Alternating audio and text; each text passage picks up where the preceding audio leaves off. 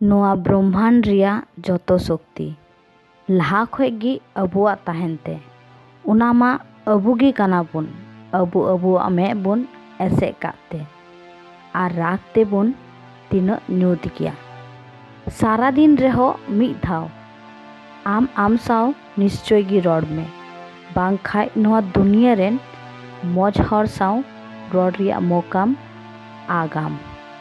Life रे आयमा रिश्ता तहन जरूरी बांग कना किंतु जहाँ तीना रिश्ता मिनाआ उनारे लाइफ तहन जरूरी कना संभव रिया मिटटेन गी तरीका मिनाआ असंभव के हाराव काते आमा जीवन रिया मिटटेन गोल पांजाय में उनागी आमा जीवन रिया इम्पोर्टेंट हिस्सा बनाव में मिट टाइम रे मिटटेन गी कमी में उना कमी समय आमा पूरा आत्मा उना कमी रे लगाव में और बाकी कमी हिड़िंग में एल्बर्ट आइंस्टाइन मेनते इंग ठे दो कोनो स्पेशल टैलेंट बनुआ खाली इंग आयमा कुली कुतें कोनो जीनियस होड़ा 1% गी टैलेंट तहनते बाकी 99% हार्डवर्क फॉरेन बफेट्स मेनते इंग बाड़ाई कान तहनी जे इंग किसड़ बिना कनी और नोआ कथा रे इंग कखनो बइन डाउट कादा you never depend on a single income कखनो मिटटेन कमी रे दो निर्भर अलुम तहना जुनून छाड़ा आमठे कोनो ऊर्जा बनुआ और ऊर्जा छाड़ा आमठे चिगे बनुआ आमा मकसद पूरा चाहिदाम ताहले उना दरी लेका तिंगु में दरी जहाँ लेका मिटटेन जायगा रे तिंगु कोते ठीक उनका गी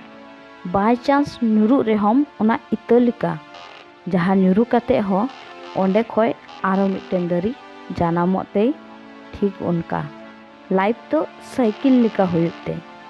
आमके बैलेंस दोहो लगी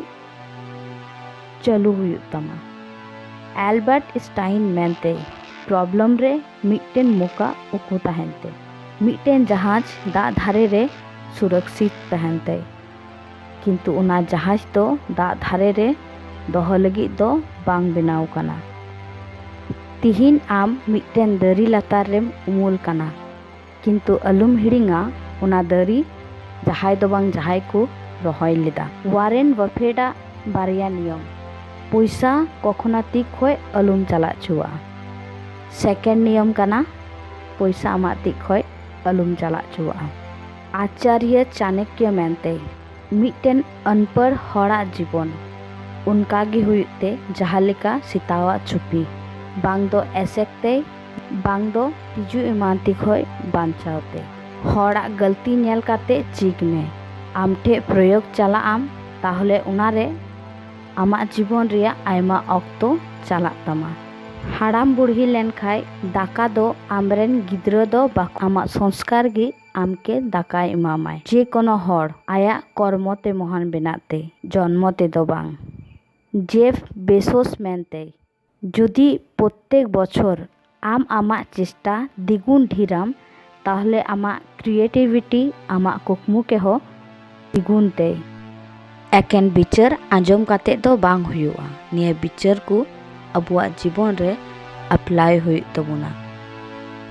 तबे गी नोआ जीवन दो आरो सहज आर सरल बिना।